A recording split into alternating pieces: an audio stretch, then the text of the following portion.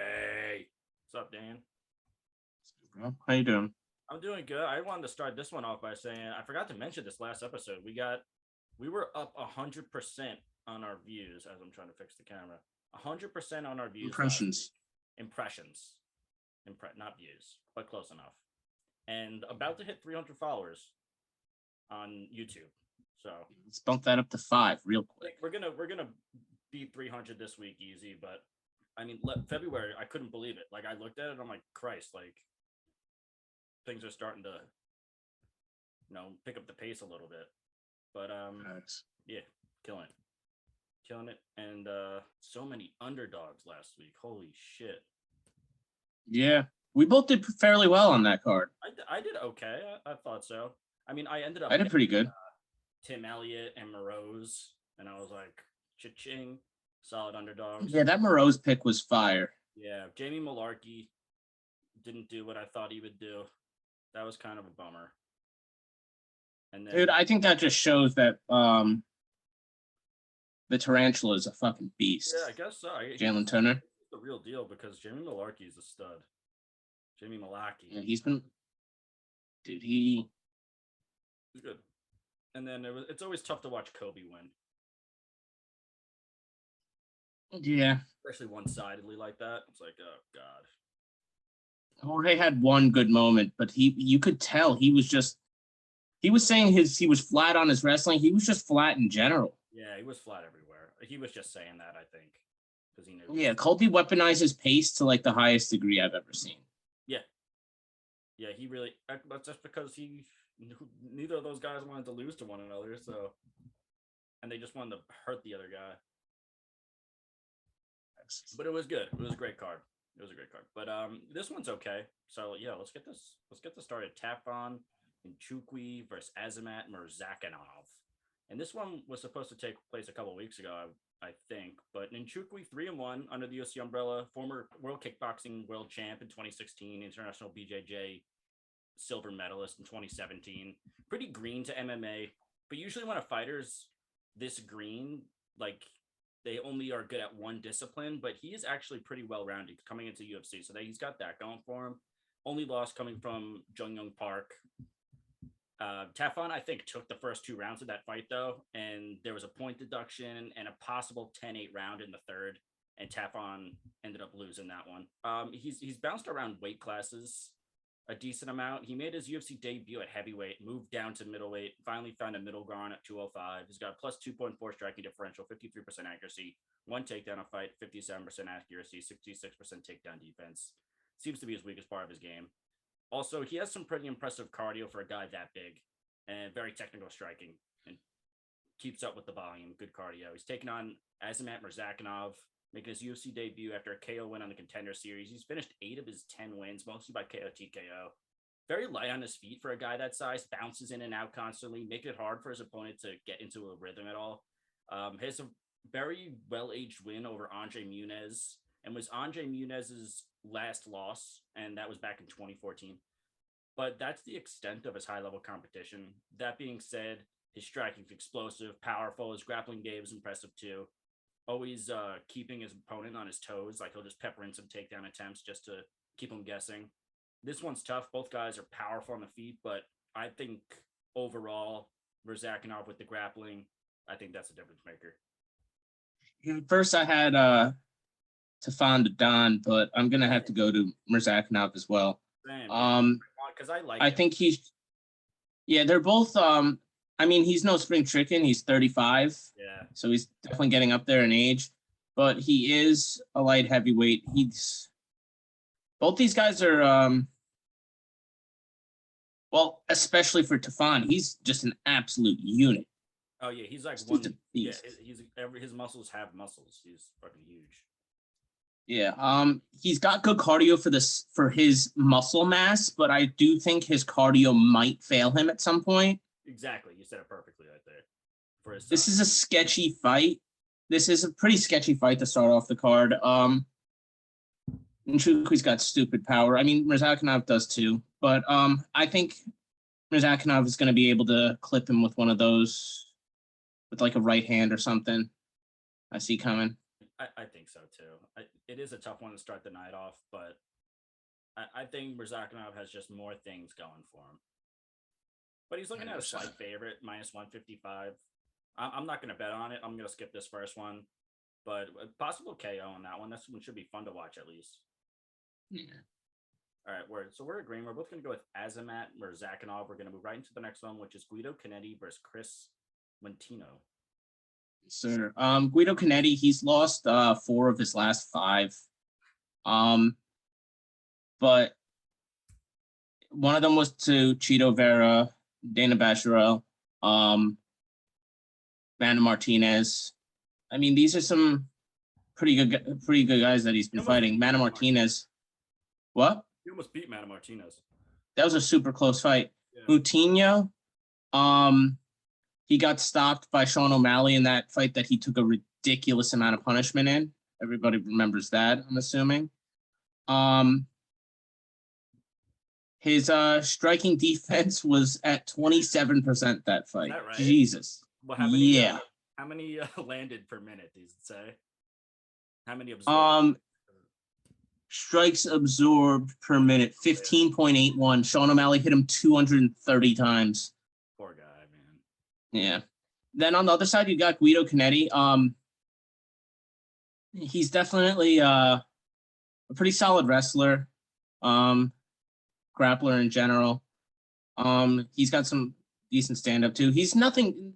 Here's the thing: Guido Canetti isn't anything crazy special, but the way I'm seeing the odds right now, Moutinho's like a minus 150 favorite, and that's probably going to go up. This guy got a lot of hype because he was able to just stay in there against O'Malley, but I don't think that's. I think that's the main reason why he's becoming a favorite. I think that Guido Canetti's the more well-rounded, probably better fighter. I like Guido Canetti in this one. You know what? This is honestly another tough one, and it's really weird to say because Guido Canetti, if you count his tough losses, he has an 8-8 pro record, and he's 1-4. He actually got suspended he had a 10-month suspension, and that somehow turned into a 3-year layoff for him. And he's 42 years old now, and since he returned, he's 1-4.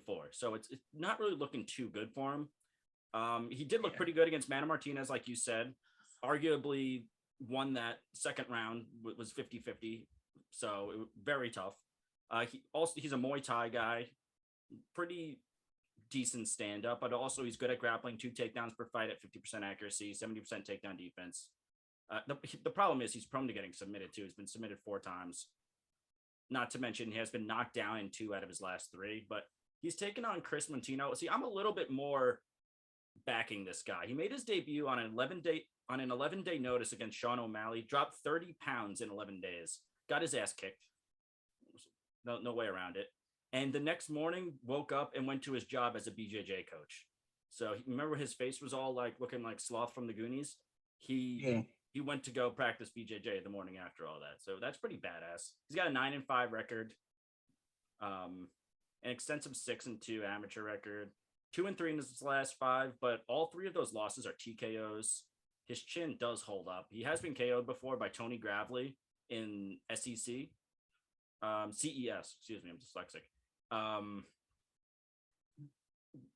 Chris had him in a heel hook, and then Gravely was like almost done, about to tap, punches him, and just KOs him on the ground. It was pretty badass. So technically, Chris Montano almost beat Tony Gravely, and I think pretty highly of him, especially as a wrestler.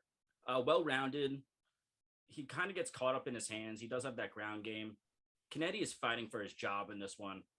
He might come out looking for a finish, like you said, but I'm going to go with Montano in this one. I mean, I could see why, but we'll see what happens. That one's a tough one. Yeah, we'll see what happens. Dan's going to go with Guido Canetti. I'm going to go with Chris Montano, and we're going to move right into the next one, which is Cody Brundage versus Delcha Lunjambula. Cody, quick on this because I know Connor loves Delcha. Oh, dude, I love me some Delcha. 6-2. Cody Brundage, 6-2 pro record. You take it away. Oh, my bad. Were you going to do it? No, you take it away. It's better. It's better that. Okay. 6-2 pro record for Cody Brundage. 0-2 so far in the UFC. Pretty green. Got knocked out in his debut against William Knight, and then wrestle fucked by Nick Maximov in his last time out. but he did manage to come back and win the third round, which is pretty amazing. He got controlled for basically 4 minutes of the first, 4 minutes of the second, and actually came back and won the third round. So I really like to see that. He had fire, he had heart. He's a former college wrestler, currently trains at Factory X Muay Thai. He's finished 5 of his 6 wins, 3 by KO, TKO, 2 by sub. Overall, very well rounded, but still green, but has a decent ceiling, I think, for the UFC. He's taken on Dolce Lunjambula, 2-2 so far in the UFC. Fought Marc-Andre Barrio his last time out and was just a step behind him the whole fight.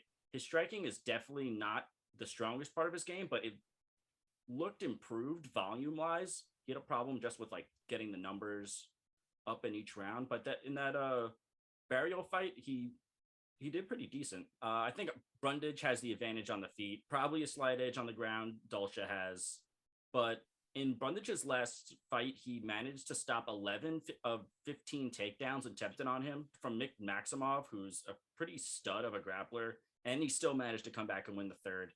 I think Brundage is able to stop Dolce's takedowns and get the better of the striking exchanges. Not to mention, that would make him 0-3 in the UFC, and that would probably be it for him. So this is his last shot. I'm going to have to disagree here, too. I'm going to take Dolce because I think his frame is it's perfect for what he does. You know, he's like a kind of like a judo master type guy. Oh, yeah, he's grabbing. Yeah, I think his takedowns are going to be stronger than Maximov, so I think he'll be able to be more efficient with that. And I think that Dolce is going to be able to take him down in the first, second, probably even the third round. His striking isn't anything to write home about, but he's a short, compact guy that usually does go with pretty explosive judo or something like that. I think he's going to be able to take him down and get the win in this one. You know what? I could see that, and I could see mine. This one actually is also pretty 50-50, I should say. We're looking at a minus 120 for Dolce. It's very close. It's very close. So what, like a plus 105, plus 110, something like that? Yeah. Yeah. Okay. So that's about right. I don't know. That's a tough one. Keep your money saved. Wait till the main card to bet this, because there's a lot of stuff that's like 50-50. Even this next one, we'll get to it. I like this next one. I'm pretty confident in my pick for this next one. All right. Oh, I wasn't so confident. I'm gonna go with Cody Brundage. Dan's gonna go with Dolce Lunjambula. We're gonna move right into the next one, which is Sabina Mazo versus Miranda Maverick. So last time we saw Miranda Maverick, she fought Macy Barber. No, 2 fights ago, she fought Macy Barber. She lost that split decision. I thought she won. Good amount of people thought she won, but it is what it is. Like a working brain and at least one eye. Michael Bisping saw what happened. You know what I mean? Like everyone saw that. Yeah. The fight against Erin Blanchfield, she kind of got like killed. Erin Blanchfield's a fucking beast. That's what I gotta say. 22 years old, that girl. Yeah. Both these ladies are young. They're both 24. Mm-hmm. Both have a bright future. The UFC is putting them against each other. One of them is going to lose 3 fights in a row. I don't think they should cut them because I think they got potential. But anyway. Yeah. Mazo kind of looked pretty flat in her last performance against Agapova. She didn't look too impressive to me. I think Miranda Maverick's kind of able to just do her thing, striking, probably use her wrestling, get the fight down to the ground. But yeah, I think Miranda Maverick's able to kind of just do her thing in this fight. I think Blanchfield is a stud of a contender, but I do think that Maverick. Blanchfield's a stud of a contender, but I think that Miranda Maverick is definitely very good herself. So this should be another good one. It's a battle between prospects. But I like Miranda Maverick in this one. Yeah, we really love Miranda Maverick on this podcast. I can say that very confidently. But Sabina Mazo, she's got some really great boxing, 6.5 strikes per minute, high volume, +2 striking differential, 70-inch reach for a 125er, only 66% takedown defense. And in all 3 of her losses, she was out-grappled or either controlled on the ground or subbed. So that seems to be her weakest part of her game. She's taking on Miranda Maverick, who's taking this fight on 3 weeks' notice. She's also on a 2-fight losing skid, although was robbed, like you said. Brown belt in BJJ, former high school wrestler, very technical Muay Thai, +1 striking differential, 1.2 takedowns per fight at 66% accuracy. Also has a little problem with takedown defense. This one is tougher than the odds. The odds are looking at a minus 350 for Miranda Maverick. That doesn't make any sense to me. I think that's a lot closer than that. Mazo's striking is really good, but I think Maverick tries to exploit Mazo's ground game. Maverick's just the better grappler out of the two, and Mazo's struggle in the past. Strong as fuck too. Yeah, she is. She's a tank. So yeah, I'm agreeing with you, Dan. I just don't like the odds. It's too much. Yeah, I don't think it's worth betting on. Money in that. All right, we're agreeing. We're both gonna go with Miranda. Fear the Maverick. We're gonna move right into the next one. Damon Jackson versus Kamwela Kirk. Yes, sir. All right, so Jackson 2-1 since joining the UFC back in 2020. Only lost to Ilya Topuria since then. He was getting pieced up and ragdolled by Mirsad Bektik, but managed to pull up a sub late in the fight. And most recently coming off a really one-sided victory over Charles Rosa, which I really didn't even see coming. Background in wrestling, a purple belt in BJJ. He averages 2.5 takedowns per fight at 35 and only 35% takedown defense. He does get complacent on the ground. No problem just running submissions. And that time just adds up. And if it goes to decision, he's screwed. It's a total double-edged sword. His striking is not impressive. Minus 1.2 striking differential, 38% accuracy. He's taken on Kamwela Kirk, who lost his contender series fight to Billy Quarantillo, which tough guy. Then he went 1-2 in the LFA, 2 impressive wins. Made his UFC debut against Magomed Ankalaev. Came out with unanimous decision. He's finished 10 of his 11 wins, 6 by sub, 4 by KO TKO. Definitely has the striking advantage. Great front kicks, good dirty boxing. Likes to tie clinch and knees in the tie clinch. He's really good at. Kirk's been taken down in every round of that Ankalaev fight, but Kirk still managed to get up and outstrike him and did far more damage, which is really good to see. So I'm going to actually go with Kamwela Kirk in this one. I think he does something similar. Yeah, so am I. I've never, I don't want to disrespect Damon Jackson, but Look, we always do. Poor guy. Yeah, it's just something that we've been doing for a while now. So I'm going to take Kamwela Kirk in this one. I don't know. Damon Jackson, he's a sketchy fighter to bet on. Very that Mirsad Bektik fight, he was getting his ass beat. And then Mirsad Bektik, he's been cut. He was cut probably 2 years ago. He's not around anymore. He wasn't that great, and we could be seeing the end of Damon Jackson right here too. So yeah, I mean, I think they'll give him another fight. He did win his last. He did win a couple. He did. But yeah, overall, I do agree. Yeah. And Kirk, I'm not even crazy confident in Kirk, but I think he's just better than overall, more well-rounded than Damon Jackson. Yeah, 100%. He can't strike. So we're both agreeing. We're both going to go with Kamwela Kirk. We're going to move right into the next one. Trevin Jones versus Javid Basharat. I'll take this if you're cool with it. Yeah, for sure. So, Basharat has this guy is pretty impressive. He's sick. Yeah, he's fighting this high up on the card, making his debut for a reason, is what I believe. But Trevin Jones is a really, really tough fight. What's it called? Basharat is definitely solid. He's 26 years old. He's got good size for the bantamweight division. He's got everything for him, basically. But it's just it's hard to judge this fight because I could very well see Trevin Jones hitting him like a right hook, kind of like how he did to Bautista and Valiev, and catch him and put him out of there quickly. Right. I think Basharat is going to be solid as time goes on, but I like Trevin Jones in this one slightly. I'm not going to bet on it. I definitely want to see what Basharat has. I'm curious to see. But I'm going to take Trevin Jones in the meantime, though. I like Trevin Jones a lot. I'm going to disagree, actually. Trevin Jones is a little too up and down for me. He's 1-1-1 in the UFC, but he did KO Timur Valiev that turned into a no contest. He beat Said Yoba Kakramanov in his last time out, but he gassed out and was subbed in the third. Was beating him up pretty good, though. He has heavy hands, but not enough output. he just looks for KOs the whole time. Basically, he has a -2 striking differential, averages 1 takedown per fight. Basharat, on the other hand, he's an 11-0 undefeated fighter with an 100% finish rate, 6 by sub, 5 by KO TKO. He beat the hell out of an undefeated 16-0 Orion Kalon in his Contender Series fight. Kalon made the mistake of calling Basharat a terrorist because he's Afghani before the fight, and it led to him getting taught a lesson and was outstruck 109-29 and controlled on the ground for 10 minutes by Basharat. Just totally just beat the hell out of him. What you get for being a fucking dickhead? Yeah, no, dude. He's got a karate stance. He's light on his feet.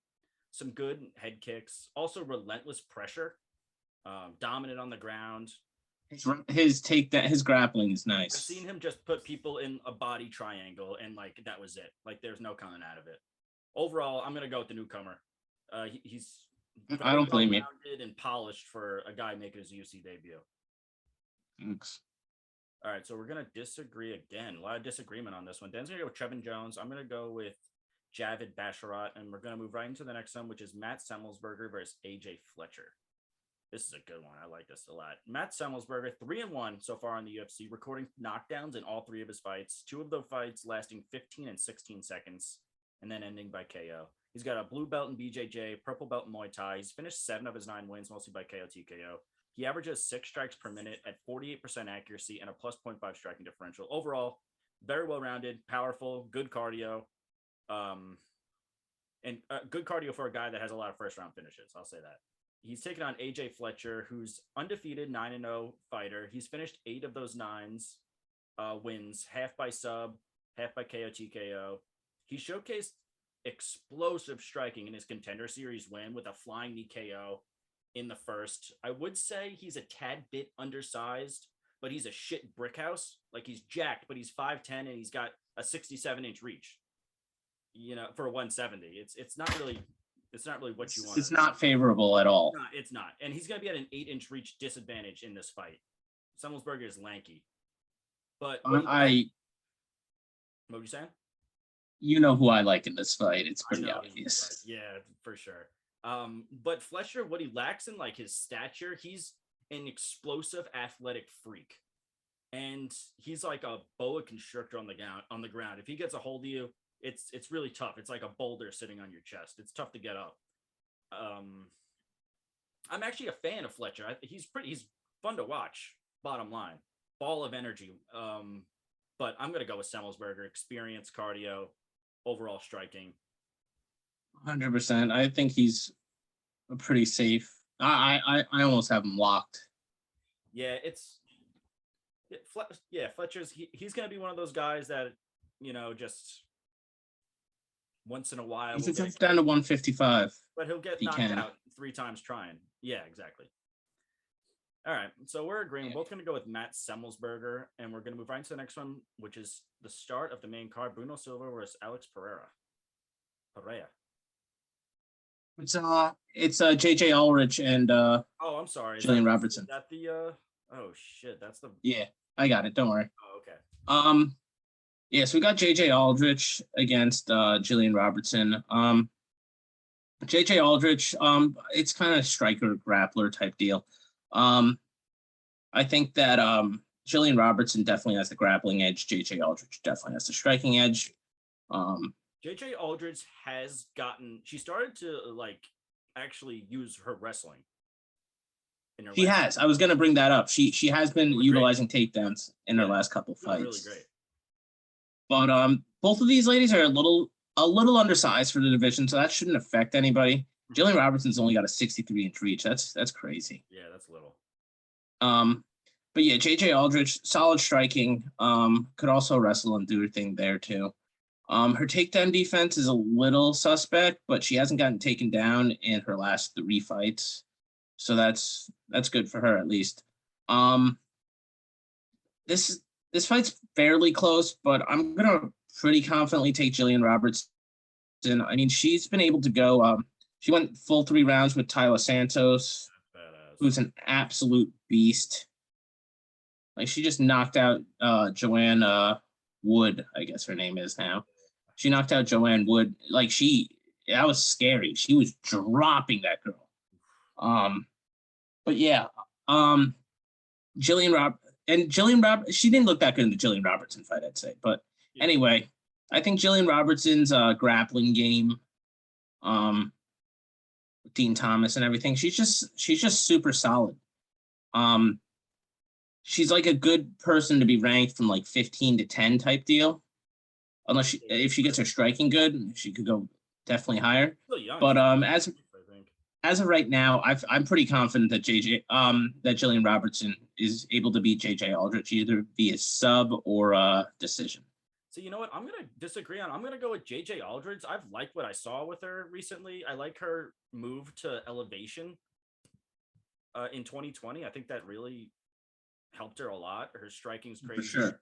High volume. She never had wrestling, and all of a sudden, like, she's out there wrestling with girls that are Courtney Casey. She had 4 takedowns in that fight.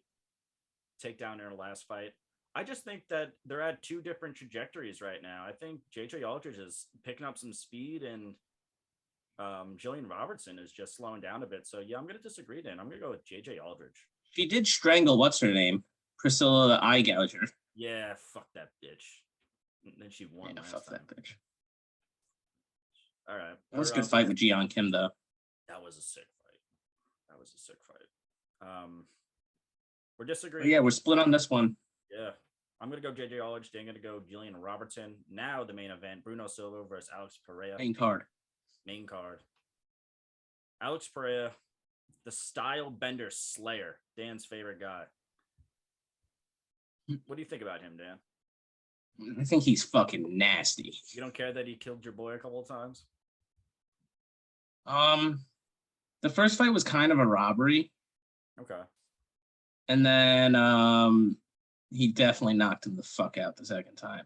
Yeah, and he fucked up Mikolas bad. I was about to say that. He killed Mikolas. Mikolas did hold him down in that first round, but he did end up winning. He definitely exploited Pereira's takedown defense, which obviously everyone's going to try to do. They know he's a kickboxer. They know he's green. He's only 4-1. That's their best key to victory. And Mikolas is not a grappler, and he was able to control Pereira on the ground for majority of the first round. Yeah. But what he does have on his side is Pereira, fast, powerful stand-up, an 80-inch reach. I just hope that he's improving his takedown defense. If he keeps improving his takedown defense and his grappling, then the sky is the limit for this guy. But I am a little worried about that coming into it because Bruno Silva is the real fucking deal. He's a menace. And Bruno Silva, 3-0 so far in the UFC, 3 KO TKOs, 2 of those in the first round, and 2 performance of the night bonuses. He's finished 19 of his 22 wins, all by KO TKO, but he does have a black belt in BJJ. I really like what I saw from him when he took on Andrew Sanchez. It was his longest fight in the UFC so far. He got taken down like 8 times in that fight. He did. He lost the first 2 rounds one-sidedly. But I thought like, oh, this guy's gassed. He's going to get like just sat on top of for the 3rd round too. He actually he came back to life. It was wild to see that. I thought it was completely over. And then he overcame adversity. He stuffed 3 takedowns attempted on him that round and landed 55 strikes on 65% accuracy. They just went up to him like, dude, if you're losing too well. You need to get a finish here. That being said, this fight is a banger. I see someone going to sleep, and I'm going to go with Alex Pereira in this one. Yeah, so do I. He's just too fucking powerful. He's scary. Yeah, he's scary. I think that Alex Pereira is an absolute beast. He can strike with all 8 extremities or whatever you call them. Extremities. Oh, the elbows. Yeah, elbows, knees. Dick. He'll hit you with your dick. But yeah, I like Alex Pereira. I think the UFC gave him a pretty favorable matchup in this one. Yeah, Bruno has been stopped by KO before. It's not out of the realm of possibility. Even if he wasn't, though, it's like when you're taking on a striker like Alex Pereira, it's like, what do you really expect, you know? Exactly. And I think that's what they're doing him, right? Like, they don't want to put him up against any big grapplers just yet. So they're feeding him like these. Yeah, not yet. Not like I know he's going to retire soon, but like a Brunson type guy, he's definitely not ready. Oh, no. But for anything like that. I don't know if Brunson might win that, but also Brunson gets rocked every round, so I don't know. Yeah, if you hit Brunson with the jab, he's going to be like, whoa. Yeah, he's like someone. No, I love Derek Brunson. Me too. I mean, maybe not a jab, but like a good straight right hand to the chin, he'll be like, whoa. Yeah, he's chinny. A little bit chinny. He's an old man now. All right, so we're agreeing. We're both going to go with Alex Pereira in that one, and we're going to move right into the next one. Drew Dober, Terence McKinney. It's a fucking good one. I could do this real quick before I step out. But yeah, Terence McKinney obviously taking this on short notice. Drew Dober, he's pretty damn good. I'll start off with Terence McKinney though. I definitely am a pretty big fan of him. I like both guys a lot actually. But yeah, Terence McKinney, he was able to get those. Was kind of surprised some people. I mean, we knew he was a wrestler too, but yeah, he's a former top 10 college recruit. Wrestler. Yeah, like this guy's a beast of a wrestler. He's also got quick, powerful hands as well. Dynamite. But Drew Dober, his last fight against Brad Riddell, he had a good fight against, but he did get taken down 5 times in that fight. Islam Makhachev was able to take him down and submit him, kind of do his thing. Even though it is short notice, I kind of do like Terence McKinney in this one because he has that wrestling base. I think he's going to be able to take Drew Dober down, land some big punches on him, maybe chase a sub. Mm-hmm. I see that as a very, very possible outcome of this fight. So yeah, I'm going to confidently take Terence McKinney in this one. I like T-Rex a lot. I am also confidently taking Terence McKinney, but I'm going to start with Drew Dober on a 2-fight losing streak.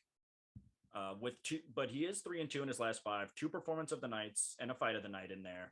Love his fight style. He's just straight violence. Black belt in Taekwondo, but also a brown belt in BJJ. But we never really see that. It's mostly just he's focused on his hands. It's like Justin Gaethje having that level of wrestling, but still just liking to knock people out. That's exactly what Drew Dober likes to do. And I totally respect it. It's entertaining as hell. His downside is his grappling.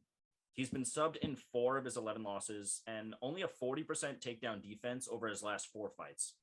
So not looking too hot. He's taking on Terence McKinney. Only fought 2 weeks ago. Made it look easy against Ferziam. A pretty even fight that people had. Yeah.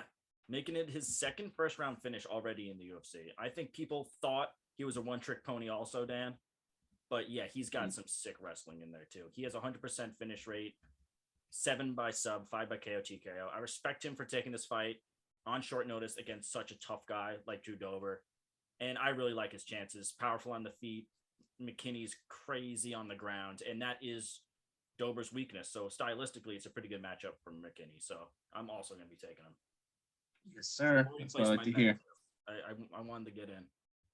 So bada bing, bada boom. We're both going to go with Terence McKinney. So we're going to move right into the next one. Khalil Roundtree, Karl Roberson. Khalil Roundtree, 2-3 in his last 5. Broke a 2-fight losing skid his last time out by destroying Modestas Barkowskis' knee with an oblique like stomp. Yeah, that was just straight. That was fucked up. People like kind of shit on him for it, but like even Barkowskis was like, dude. Yeah, he didn't do nothing wrong. It's cool. I know what I got myself into. Roundtree wasn't looking good for a while though. He looked like he was maybe on a decline, and after his last win, put on a stunning performance. Said that he had a fire lit underneath him going into this one for the first time in a while, and he knew it could be kind of like his last shot, and he wanted to change that narrative. And I think he really did a good job, and I think he's motivated. And yeah, I really like his chances in this. He is taking on Karl Roberson, 2-3 also in his last 5. All 3 losses coming by sub. All 4 of his pro MMA losses have ended by sub, actually. So he's pretty prone to getting submitted on the ground. He's known for his struggles to make weight at 185. So he's actually moving up to lightweight in this one. He's gone 1-1 there so far. 1 in a contender series fight, 1 against Glover Teixeira. Both guys are former kickboxers, so I expect this fight to stay on the feet. God, I just hope it does. But I think this isn't the right weight class for Roberson. And with Roundtree, hopefully with this some newfound inspiration, new motivation, back to his old self, I think he takes this one-sidedly. Yeah, so do I. I mean, Roberson has been able to pull off a couple subs and whatnot, but like His grappling isn't anything to write home about. It ain't crazy. No, it's not that great. He did knock down Glover Teixeira, who is the champ right now, though. True. It was over 3 years ago, but it happened. Mm-hmm. Glover ain't getting younger either. He's in his 40s. Yeah, But yeah, I'm gonna agree with you. I like Khalil Roundtree in this. He did lose. What? He's the underdog. A slight underdog, yeah. He lost that fight to Prochnio, which honestly, Prochnio's a badass. Yeah, I just didn't think he was gonna lose that fight, and when he did, I was like, damn. Yeah. You know, like, but either way, I'm gonna take. I do like Khalil Roundtree in this one. He's got stupid power, like stupid power. He does. And I don't think Roberson is that much of a technical type threat. I think those are the people standing up that could give Khalil Roundtree a lot of problems. People that are super technical up on the feet, but I don't think that's gonna be necessarily Karl Roberson in this fight. So I'm gonna take Khalil. I like him. Nice. I like him in this. I love that. Yeah, I think he's. The odds are switching because he was like a plus 110, and now it's already like almost a pick 'em. So those odds probably are gonna switch. So if someone wanted to bet on that, they'd probably do it sooner rather than later. But yeah, we're both gonna go with Khalil Roundtree in this one. We're gonna move right into the next one. Alex Bruce Leroy Caceres for Sadiq Yusuff. Good one. Yes, sir. This is a fun one, dude. This is. Super fun one. Caceres is fun. 100%. Sadiq Yusuff is somebody that I do look at fairly high, though. Same. I'm a pretty big fan of him, but I like both of them. Yeah. To be fair, but anyway, Sadiq Yusuff, obviously he's not gonna be really looking for takedowns or nothing like that. I don't think he's ever recorded a takedown, has he? I don't think so in the UFC, no. Yeah, so Bruce Leroy, on the other hand, he's really well-rounded, you know, like he's not, like, I'd say his stand-up is kind of where he mostly shines, but he does his thing kind of everywhere too. He's got good jiu-jitsu and whatnot. Yes, but yeah, and he's on a 5-fight winning streak. Yeah. But Sadiq Yusuff could be the guy to end it. I could see that at the same time. Sadiq Yusuff is a minus 250 favorite, which is kind of blowing my mind. Yeah. I don't know. This is, for me, it's closer than the odds are saying. I am gonna take Sadiq. I guess I'm gonna take Sadiq Yusuff, but I think this fight is a lot closer. Yeah, so Caceres is just such a veteran. His fight IQ is crazy. It's probably one of the highest in the UFC. I could see him winning for sure. Like I would not be surprised in the slightest bit if he won. Because you know what the thing is? He's also like a gamer. So like he'll come out with a game plan. If Sadiq Yusuff is piecing him up, he's like, oh, game plan's changing. I'm going to take this to the ground. He's just good everywhere. He knows what to do in all situations. Super smart. He's outstruck his last 7 opponents. Like you said, he's on a 5-fight winning streak, a plus 1.3 striking differential, 51% accuracy, some very high volume, outpoints his opponents, not really too much heavy hands. He could easily go 10 rounds with his cardio too. His cardio is insane. And like you said, slick with submissions, but he does get subbed a little too much for my liking. A little worrisome, but he's not gonna have to worry about that in this fight. Sadiq Yusuff, 5-1 in the UFC, coming off his first UFC loss to Arnold Allen. He's willing to stand in the pocket and just throw down. He's got a super powerful jab that he's always putting out there, keeping his opponent like at bay. He gets lost in his hands, as you would if you were Sadiq Yusuff. Sometimes, because he's got good lower leg kicks that he should utilize more often, but he doesn't really do it.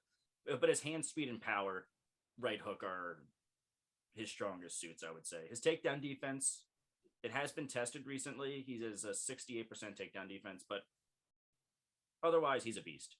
I think these guys are just at a different skill level, honestly. Caceres is more of like a top 15 gatekeeper, I would say, maybe top 20, and then Sadiq Yusuff is like top 12 competition, I would say, something like that. But yeah, I'm gonna agree with you, Dan. I'm gonna go with Sadiq Yusuff. Yeah, it's tough, but I still wouldn't be surprised if Bruce Leroy pulled it off. Yeah, the thing is, like, if this was a 5-round fight, that's changing everything in my opinion. I think Bruce Leroy might take the last 3 rounds, but like, I really don't see Bruce Leroy taking the first 2. He might take the 3rd round. Sadiq Yusuff doesn't have the best gas tank, but Yeah. I could see Bruce Leroy winning a round, possibly split decision. I don't know. It's going to be a close one for sure. But we are. I like decision in this one for sure. Yeah. Oh my God. Yeah. So that's probably a good idea. I'm gonna go with Sadiq Yusuff, and so is Dan. And we're gonna move right into the next one: Marlon Moraes versus Song Yadong. Poor Marlon Moraes. He has to be one of the biggest falls from grace of all time. He was absolutely red hot coming into the UFC. Beat John Dodson, Aljo, Jimmy Rivera, Rafael Assunção, and 3 of those were first round knockouts. And then he fought Henry Cejudo, and literally, like, it just changed him as a human. And he's gone 1-4 since, and all 4 losses. Won that first round too, and then he got rocked in the second. Yeah, and then his chin just never recovered, and he's gone 1-4 since then. All 4 losses by knockout. It's kind of sad to see, honestly. That being said, he's got experience on the feet with Muay Thai. He's a black belt. He's got experience on the ground. He's a black belt in BJJ. But most of all, he still has that power. I honestly think he does. He gave Merab his first UFC knockdown in his last fight before he was just completely mauled. But overall, none of that matters if your chin is so vulnerable. So it's, I don't know. And Yadong's good too. He's fast and powerful on the feet. Yeah, both the guys are kind of similar, actually. I'm going to get into that. But and take this what you will. He had COVID 2 months ago. So I know people have long-lasting effects from COVID, especially on their lungs, their cardio. So that's something just to be thrown out there. He's taking on Song Yadong, 3-1-1 in his last 5. Both guys are similar in the fact that they're very powerful hands, struggle with the takedowns a little bit. Big difference here. Song has a tremendous chin. He can withstand a ton of damage. Also moves forward, a lot of pressure. If his opponent wants to stand in the middle of the cage and throw hands, he's more than happy to do it. He's confident in his chin, and Moraes just frankly isn't. And he has one of the fastest counters in the UFC. He's not too much. I wouldn't call him a counter striker, but when he does, it's brilliant. Like his counter, great right hand to the chin is incredible. It's probably one check of the left hook. I expect this fight to stay on the feet, and everything is looking like it's going to go Song Yadong's way. I agree. I think Marlon Moraes should sit out more. I think he should have took like a year off. Yeah, right. But the UFC seems the UFC just loves to give established veterans to just young killers, and that's what Song Yadong is. He's young.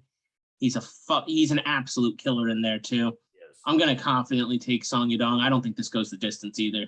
Yeah, that dude is fearless. Yeah, I'm not seeing the. Yeah, I don't know about all that. I don't know. I think I'm seeing another knockout. But I mean, Moraes is very technically good. That's the thing, but it's just. And he's good everywhere. Yeah, but I like Song Yadong more in this one for sure. Agreed. Not even close. Not even close. We're both going to go with Song Yadong right into the main event: Thiago Santos versus Magomed Ankalaev. Yes, sir. Thiago Santos. He's been a little weird recently. Let's be honest. He had that terrible performance. Actually, I guess it wasn't terrible. He did get the knockdown against Glover. I was gonna get to the Johnny Walker one. Oh, I thought that's what you were talking about. He knocked down Glover back in November 2020, but then Glover just suffocated him. Yeah. Ended up getting the RNC. And then he lost that fight to Rakic, which was pretty dull, to be honest. And then his fight against Johnny Walker, oh my God, that was dull. That was bad. That reminded me of that Curtis Blades and who was it? Curtis Blades and Ngannou. Was that the fight that was just completely that was supposed to be a banger? Ngannou. And it was just shit, hot shit in the microwave. Yeah, not a good fight. Ankalaev isn't like Johnny Walker. I don't think he's going to be super cautious or anything in this. I think Ankalaev's going to just look to do his thing, piece him up with a striking, take him down. I could see Ankalaev finishing this, honestly. I don't know. Thiago Santos is a tough motherfucker. Santos is getting older. He's 38. He's 38 years old now. Definitely not a spring chicken. Ankalaev's just been red hot recently. He's been knocking dudes down, taking them down, just beating them up all over the place. Yeah. Super well-rounded. I think Ankalaev's a near lock for the main event. Yeah, he's sitting at a minus 500 right now, and it's sitting there for a reason. I get it. But Thiago Santos, he did face that row of murderers on that losing skid, like John Jones in the first to start it off, and he blew out both of his knees in that 5-round fight, and stuck around to a decision, and he blew out his knees in like the second. And it was very cool of him. I think that changed him.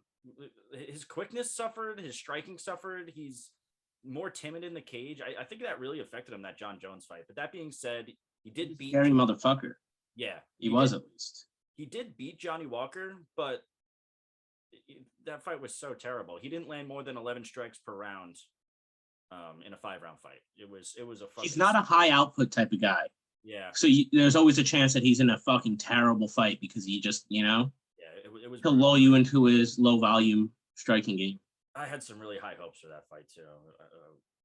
Such a bummer. But Magomed Ankalaev, on the other hand, 16-1 pro record, 7-1 in the UFC, has only lost in his UFC debut to Paul Craig. He's a former Greco-Roman wrestler fighting at a Dagestan State University. He went to Dagestan State. I didn't know there was even such a thing. Arizona State, but for the Dagestan. I was thinking like Blue Mountain State. We should start like a show, Blue Mountain State, but just like Dagestan State. And instead of football players, it's just like crazy MMA killers. Yeah, they'll go into Smesh 401 in their senior year. Yeah, exactly. Anyway, he's on a 7-fight winning streak, recording knockdowns in 5 of those fights and turning 4 of those into TKOs. Suffocating wrestler, a plus 1.6 striking differential, 85% takedown defense.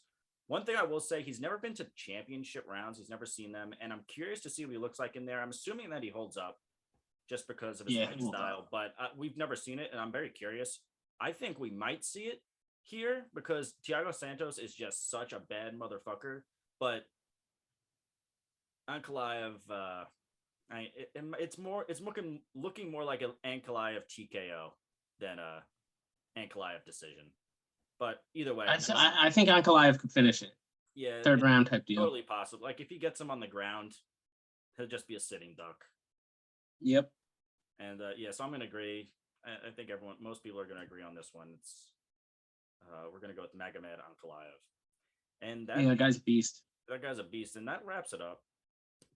This one's in the books. Yes, sir. Another day, another dollar. All right, we're out of here. I got to take a wicked piss. Yeah, I got to go do a whole bunch of shit.